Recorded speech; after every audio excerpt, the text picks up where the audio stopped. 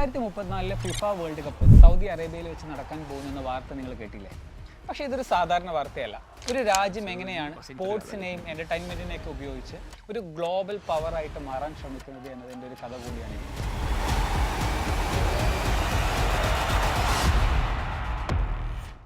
ഒരു കാര്യം നിങ്ങൾ ശ്രദ്ധിച്ചോ?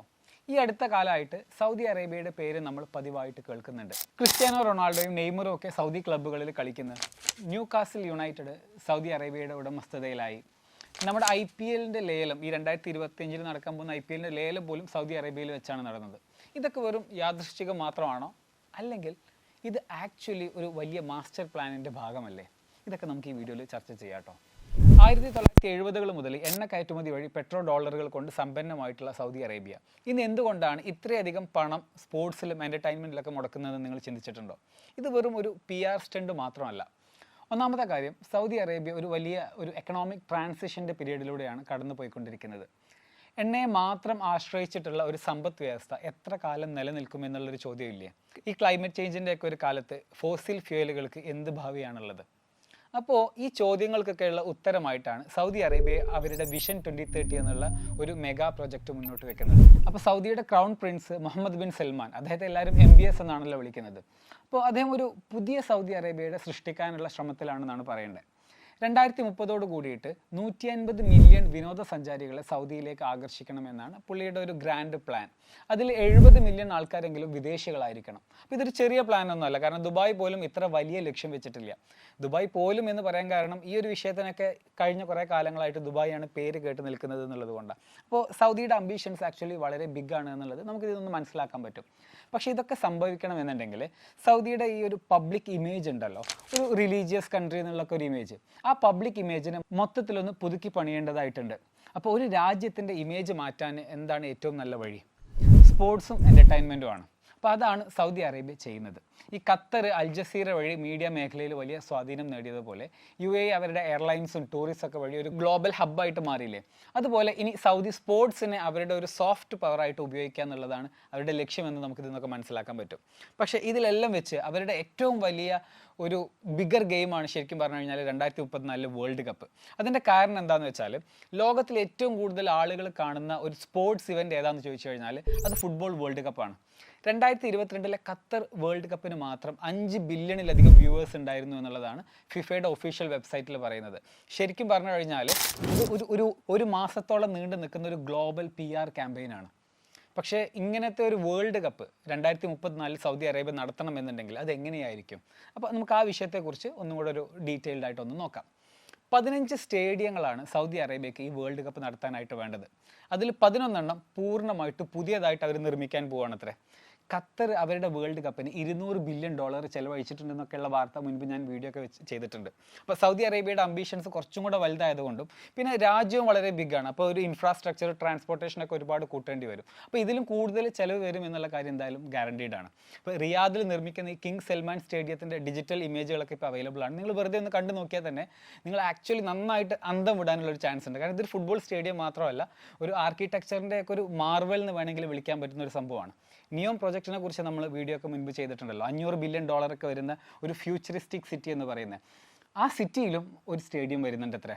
അപ്പോൾ സൗദിയുടെ ഈ പ്രോജക്റ്റുകളുടെ സ്കെയിൽ നോക്കുകയാണെന്നുണ്ടെങ്കിൽ നമുക്കൊരു കാര്യം മനസ്സിലാവും. അവരുടെ ഒരു അജണ്ട എന്ന് പറയേണ്ടത് ഒരു റീജിയണൽ പവർ ആകുക എന്ന് മാത്രമല്ല, അതിലുപരിയായിട്ടൊരു ഗ്ലോബൽ സൂപ്പർ പവർ എന്നുള്ള ഒരു അംബീഷൻസ് ഒക്കെ ഈ കാര്യത്തിലൊക്കെ കാണാൻ പറ്റും. ഈ MBS വളരെ യങ് ആയിട്ടുള്ളൊരു ചങ്ങാതിയാണ് കേട്ടോ. അപ്പോൾ അംബീഷൻസ് ഒരു പക്ഷേ ആ യൂത്തിൻ്റെ ഒരു ഇൻഫ്ലുവൻസ് കാണാനുണ്ടാവും. ഇപ്പോൾ ഈ ഫുട്ബോൾ വേൾഡ് കപ്പ് നടത്താൻ സ്റ്റേഡിയം അല്ലാത്ത മറ്റ് അനേകം സൗകര്യങ്ങൾ ഇതിൻ്റെ കൂടെ തന്നെ വേണ്ടി വരുന്നുണ്ടാവും അല്ലേ? ഏകദേശം 2,30,000 ഹോട്ടൽ മുറികൾ ആവശ്യമുണ്ടാവും എന്നുള്ളതാണ് ഒരു ഏകദേശ കണക്കുകൾ. പുതിയ എയർപോർട്ടുകൾ വേണം, റെയിൽവേ ലൈനുകൾ വേണം, റോഡുകൾ വേണം. ഇതിനൊക്കെ ഒരുപാട് തൊഴിലാളികൾ വേണം. ഇവിടെയാണ് ഒരു വലിയ വെല്ലുവിളി അടുത്തതായിട്ട് വരുന്നത്. ഈ ഖത്തർ വേൾഡ് കപ്പിൻ്റെ സമയത്തൊക്കെ നമ്മൾ കേട്ടിട്ടുള്ള ഒരു പ്രധാന വിമർശനമായിരുന്നു ഈ കൺസ്ട്രക്ഷൻ മേഖലയിലേക്കുള്ള ഒരുപാട് തൊഴിലാളികളുണ്ടല്ലോ, അവരുടെയൊക്കെ അവകാശ ലംഘനങ്ങൾ. കാരണം ഒരുപാട് പ്രൊജക്റ്റ് വരുമ്പോൾ ഒരുപാട് പുതിയ വർക്കേഴ്സ് ഉണ്ടാവും. പെട്ടെന്ന് തീർക്കേണ്ടി വരുമ്പോൾ കുറേ പ്രഷറും മറ്റുള്ള കാര്യങ്ങളും അങ്ങനത്തെ പ്രശ്നങ്ങളൊക്കെ ഉണ്ടാവും. അപ്പോൾ ഇപ്പോൾ തന്നെ 2 അമേരിക്കൻ സെനറ്റർമാർ ഈ വിഷയം ഉന്നയിച്ച് സൗദിയുടെ ബിഡ് റിജക്റ്റ് ചെയ്യണം എന്നൊക്കെ ഡിമാൻഡ് ചെയ്തിട്ടുണ്ട്. വലിയ നിർമ്മാണ പ്രവർത്തനങ്ങൾ നടക്കുമ്പോൾ തൊഴിലാളികളുടെ അവകാശ ലംഘനം ഉണ്ടാവാനുള്ള സാധ്യത വളരെ കൂടുതലാണെന്നുള്ളത് ഈ മേഖലയിലുള്ള എക്സ്പേർട്സൊക്കെ ഒന്നടങ്കം സമ്മതിക്കുന്ന ഒരു കാര്യമാണ്. അപ്പോൾ ഇതൊരു പൊട്ടൻഷ്യൽ ഇഷ്യൂ ആണ്, അല്ലെങ്കിൽ ഇനിയും മാധ്യമങ്ങൾ ചർച്ച ചെയ്യേണ്ടുന്ന ഇഷ്യൂ ആണ്. പക്ഷേ ഇതൊക്കെ പരിഹരിക്കാമെന്ന് വെച്ചാൽ പോലും സൗദിയിൽ മറ്റൊരു വലിയ പ്രശ്നമുണ്ട്. ഖത്തറിലൊക്കെ നേരിട്ട അതേ പ്രശ്നം, അതായത് കാലാവസ്ഥയുടെ പ്രശ്നം. സൗദിയിൽ എല്ലാ ഭാഗത്തും ഒരേ ക്ലൈമറ്റ് അല്ല. എന്നിരുന്നാൽ പോലും നമ്മുടെ നാട്ടിലെ വേനൽക്കാലം പോലും നമുക്ക് സഹിക്കാൻ പറ്റാത്തൊരവസ്ഥയുണ്ടല്ലോ. സൗദിയുടെ വേനൽക്കാല താപനില എന്ന് പറയേണ്ടത് നോർമലി 40 ഡിഗ്രി സെൽഷ്യസിന് മുകളിലായിരിക്കും. അപ്പോൾ പിന്നെ അത്രയും ചൂടത്ത് എന്താ ചെയ്യുകയെന്ന് ചോദിച്ചു കഴിഞ്ഞാൽ ഖത്തർ ചെയ്ത പോലെ തന്നെ വിൻ്റർ സീസണിൽ ടൂർണമെൻറ്റ് നടത്തണം. വിൻ്റർ സീസണിൽ ടൂർണമെൻറ്റ് നടത്തണമെന്നുണ്ടെങ്കിൽ അത് യൂറോപ്യൻ ലീഗുകളുടെ ഷെഡ്യൂൾ താറുമാറാക്കും. പക്ഷേ ഈ വിഷയത്തിൽ ആക്ച്വലി ഒരുപാട് ചോയ്സ് ഒന്നുമില്ല. കാരണം എന്താണെന്ന് വെച്ചാൽ സൗദി അല്ലാതെ 2034 വേൾഡ് കപ്പ് ഹോസ്റ്റ് ചെയ്യാൻ വേറെ ബിഡ് ചെയ്തിരുന്നത് ഓസ്ട്രേലിയ മാത്രമായിരുന്നു. ഏഷ്യ ഓഷ്യാനിയ റീജിയനിലുള്ള രാജ്യങ്ങൾക്ക് മാത്രമേ ബിഡ് ചെയ്യാൻ പറ്റുള്ളൂ എന്നുള്ള ഫിഫയുടെ ഒരു റൂൾ ഉള്ളതുകൊണ്ടായിരുന്നു ഇങ്ങനത്തെ ഒരു പ്രശ്നം ഉണ്ടായിരുന്നത്. പക്ഷേ പിന്നീട് ഓസ്ട്രേലിയയും പിന്മാറിയതോട് കൂടിയിട്ട് സൗദി മാത്രമേ അത് നടത്താൻ മുന്നോട്ട് വന്നിട്ടുള്ളൂ എന്നുള്ളൊരു റിയാലിറ്റി ഉണ്ട്. അതുകൊണ്ട് സൗദിയുടെ ടേംസ് എന്താണോ ആ രീതിയിൽ വേൾഡ് കപ്പ് നടത്തുക എന്നുള്ളത് മാത്രമേ ആക്ച്വലി ഇവിടെ ചോയ്സ് ആയിട്ടുള്ളൂ. എന്തായാലും നമുക്കിനി ലോകകപ്പ് അല്ലെങ്കിൽ സൗദി ഉണ്ടാക്കാൻ പോകുന്നൊരു ലോക രാഷ്ട്രീയത്തിലേക്ക് വരാം. എന്തായിരിക്കും ഇതിൻ്റെയൊക്കെ ഇത്രയും വലിയ പ്രൊജക്റ്റുകളൊക്കെ നടക്കുമ്പോൾ ഇതിൻ്റെ ഇംപ്ലിക്കേഷൻസ് എന്തൊക്കെയായിരിക്കും എന്നുള്ളത് നമുക്ക് അടുത്തതായിട്ട് ചർച്ച ചെയ്യാം. ആഗോള രാഷ്ട്രീയത്തിൽ എന്തൊക്കെ മാറ്റങ്ങളാണ് ഈ സംഭവങ്ങളൊക്കെ കൊണ്ടുവരിക? ഒന്നാമതായിട്ട് നമുക്ക് പറയാനുള്ളത് ലോകത്തിൻ്റെ ഒരു പവർ ബാലൻസ് മാറുമെന്നൊക്കെ നമുക്ക് വേണമെങ്കിൽ എക്സ്പെക്റ്റ് ചെയ്യാൻ പറ്റും. മിഡിൽ ഈസ്റ്റ് ഒരു പുതിയ എക്കണോമിക് കൾച്ചറൽ കേന്ദ്രമായിട്ട് ആ ഒരു മേഖലയിൽ ഒരു പവർ സെൻ്ററായിട്ട് സൗദി ഉയർന്നു വരുമെന്നുള്ള ഒരു സൂചനകൾ നമുക്ക് കാണാൻ പറ്റും. നിങ്ങൾ ക്ലോസ് ആയിട്ട് വാച്ച് ചെയ്താൽ കാണാം സൗദി ഇന്ന് എല്ലാ മേഖലയിലും വരുന്നുണ്ട്. ഇപ്പോൾ സ്പോർട്സ് എടുത്താൽ തന്നെ ക്രിസ്ത്യാനോ റൊണാൾഡോയെ സൈൻ ചെയ്തപ്പോൾ എല്ലാവരും പറഞ്ഞു ക്രിസ്ത്യാനോ റൊണാൾഡോ പുള്ളിയുടെ അവസാന കാലത്ത് ഒരുപാട് പൈസ കിട്ടാൻ വേണ്ടിയിട്ടാണ് സൗദിയിലേക്ക് പോകുന്നത് എന്നുള്ളതാണ്. സൗദിക്കാർക്ക് വലിയ ബുദ്ധിയൊന്നുമില്ല എന്നുള്ളതൊക്കെ. പക്ഷേ പിന്നീട് നമ്മൾ സംഭവിച്ചത് നോക്കുകയാണെന്നുണ്ടെങ്കിൽ ബെൻസീമ വന്നു, നെയ്മർ വന്നു. ഇപ്പോൾ ഈ സൗദി പ്രോ ലീഗ് എന്ന് പറയുന്നത് ലോകമെമ്പാടുമുള്ള ഈ ഫുട്ബോൾ ആരാധകരൊക്കെ കാണുന്ന ഒരു ഇവൻ്റായിട്ട് മാറിയിട്ടുണ്ട്. ഇനി ഫുട്ബോൾ മാത്രമല്ല, ഗോൾഫ്, ഫോർമുല 1 റേസ്, നമ്മുടെ IPLൻ്റെ ലേലം നടത്തിയ കാര്യം പറഞ്ഞല്ലോ. ഇതുപോലെ ന്യൂകാസിൽ യുണൈറ്റഡിനെ വാങ്ങിയിട്ട് അവർ പ്രീമിയർ ലീഗിലേക്ക് കടന്നിട്ടുണ്ട്. UFC നടത്തുന്നു, ബോക്സിംഗ് മത്സരങ്ങൾ വരെ അവർ സംഘടിപ്പിക്കുന്നു. സൗദി ഇല്ലാത്ത കായിക മേഖലകൾ ഇന്ന് ഇല്ലയെന്ന് തന്നെ വേണം പറയാനും. അപ്പോൾ ഇത് വെറൊരു കോയിൻസിഡൻസ് അല്ല. ഗ്ലോബൽ സ്പോർട്സ് ഇൻഡസ്ട്രിയുടെ പവർ സെൻറ്റർ മിഡിൽ ഈസ്റ്റിലേക്ക് ഷിഫ്റ്റ് ചെയ്യിക്കാനുള്ള അവരുടെ ബോധപൂർവമായിട്ടുള്ളൊരു നീക്കമാണ്. അപ്പോൾ ഇപ്പോൾ ലിവർപൂൾ, മാഞ്ചസ്റ്റർ എന്നൊക്കെ പറഞ്ഞിരിക്കുന്ന നമ്മുടെ നാട്ടിലെ ചെക്കന്മാർ ഇനി അധികം വൈകാണ്ട് സൗദി ക്ലബ്ബുകളുടെ പേരുകളൊക്കെ പറയുന്ന ഒരു കാലം വരും. അത് അധിക ദൂരത്തിലൊന്നുമല്ല. എന്തായാലും ഇവരുടെ അടുത്ത ഒരു അജണ്ട എന്ന് പറയുന്നത് ഗ്ലോബൽ ടൂറിസത്തിൻ്റെ പാറ്റേണുകൾ മാറും. അതൊരു ഗ്ലോബൽ ഇമ്പാക്റ്റ് തന്നെ ഉണ്ടാക്കും എന്നുള്ള ഒരു കാര്യം കൂടെ നമുക്കിത് സൂക്ഷിച്ച് നിരീക്ഷിച്ച് കഴിഞ്ഞാൽ മനസ്സിലാവും. 2030 കൂടിയിട്ട് 150 മില്യൺ ടൂറിസ്റ്റുകൾ. അപ്പോൾ എത്ര വലിയ അംബിഷൻസ് ആണെന്ന് നോക്കി. കാരണം സൗദിയിൽ ഓൾറെഡി റിലീജിയസ് ടൂറിസം ഉണ്ട്. ഇനി സ്പോർട്സ് ടൂറിസം, എൻ്റർടൈൻമെൻറ്റ് ടൂറിസം, ഈ നിയോം പോലെയുള്ള ഫ്യൂച്ചറിസ്റ്റിക് സിറ്റീസ് ഒക്കെ ഉണ്ടല്ലോ. അപ്പോൾ ഈ ഖത്തർ വേൾഡ് കപ്പിന് ശേഷം തന്നെ ഖത്തറിലേക്കുള്ള ടൂറിസം 58% കൂടിയെന്നാണ് കണക്കുകളൊക്കെ പറയുന്നത്. അപ്പോൾ ഖത്തർ ആക്ച്വലി ഒരുപാടൊന്നും ഓഫർ ചെയ്യുന്നില്ല ദുബായ് പോലെയൊക്കെ കമ്പയർ ചെയ്യുകയാണെന്നുണ്ടെങ്കിൽ. പക്ഷേ ഈ വിഷയത്തിൽ സൗദിയുടെ പ്ലാനിങ് ഒരുപാട് അഡ്വാൻസ്ഡ് ആണ്. കാരണം സൗദിയിൽ ഇപ്പോൾ വന്നുകൊണ്ടിരിക്കുന്ന മുക്കാബ് ആണെന്നുണ്ടെങ്കിലും നിയോം ആണെന്നുണ്ടെങ്കിലും ഒരുപാട് പ്രൊജക്റ്റുകളുണ്ട് സൗദിയിൽ. അപ്പോൾ അതുകൊണ്ട് തന്നെ ഖത്തറിൻ്റെ എന്ത് ഡെവലപ്മെൻറ്റുകളാണോ വേൾഡ് കപ്പ് നടത്തിയത് വഴി ഉണ്ടായത് അതിനേക്കാൾ വലിയ ഒരു ജമ്പ് ആക്ച്വലി സൗദി എക്സ്പെക്റ്റ് ചെയ്യുന്നുണ്ട്. ഇനി അടുത്തൊരു മേജർ ഗ്ലോബൽ ഇമ്പാക്റ്റ് എന്ന് പറയുന്നത് ഒരു ട്രഡീഷണൽ യൂറോപ്യൻ അമേരിക്കൻ ഡൊമിനൻസ് കുറയും എന്നുള്ളതാണ്. ഒരുപക്ഷെ ഇതായിരിക്കും ഈ കാറ്റഗറിയിൽ ഏറ്റവും വലിയ ഇമ്പാക്റ്റ് എന്ന് പറയുന്നത്. ഇത് കായിക രംഗത്ത് മാത്രമല്ല കേട്ടോ. ഇപ്പോൾ ഒരു എൻ്റർടൈൻമെൻറ്റ്, ടെക്നോളജി, ഫിനാൻസ്, ഇങ്ങനെ എല്ലാ മേഖലകളിലും പുതിയ പവർ സെൻറ്ററുകൾ എമർജ് ചെയ്യും. ഒരു മൾട്ടി പോളാർ വേൾഡ് ഓർഡർ തന്നെ ക്രിയേറ്റ് ചെയ്യാനുള്ള ഒരു പോസിബിലിറ്റി സൗദി മുന്നോട്ട് വയ്ക്കുന്നുണ്ട്. കാരണം എല്ലാ മേഖലകളിലും സൗദിയുടെ ഇടപെടലുകൾ നമുക്ക് ക്ലോസ് ആയിട്ട് വാച്ച് ചെയ്താലും മനസ്സിലാവും. മുൻപത്തെ വീഡിയോകളിലൊക്കെ നമ്മളിത് ചർച്ച ചെയ്തിട്ടുണ്ട്.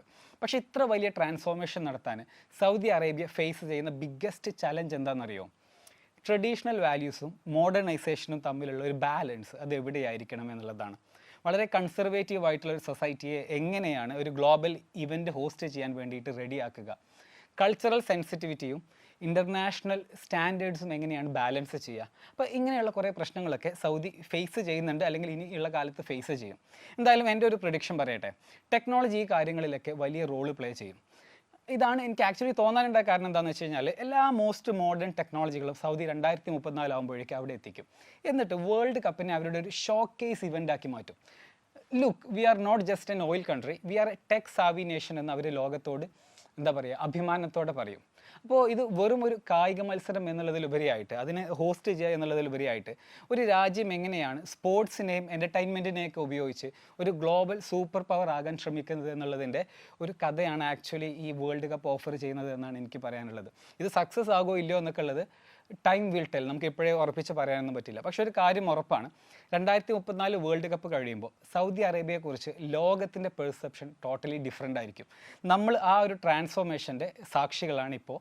അപ്പോൾ എന്തായാലും ഭാവിയിലുള്ള കാര്യങ്ങൾ നമുക്ക് കാത്തിരുന്ന് കാണാം. മറ്റൊരു വിഷയവുമായിട്ട് തിരിച്ചു വരാം. അതുവരേക്കും നന്ദി, നമസ്കാരം.